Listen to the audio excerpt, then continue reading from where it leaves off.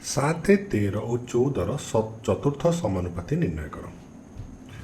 मन कर चतुर्थ समानुपाती हूँ एक्स, तेणु मुझे लिखिपारि 7 विभक्त 13 इज इक्वल टू 14 विभक्त एक्स।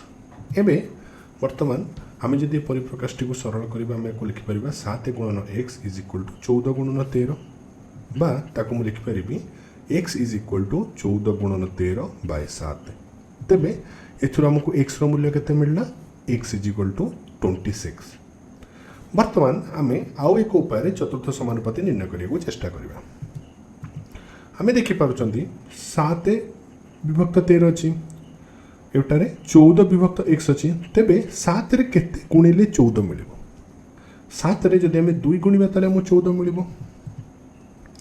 ठीक से भाव में तेबे 13 रे जदि आम 2 गुणिबा ताले आम केते मिल, 13 गुणन 2 दैट इज इक्वल टू 26।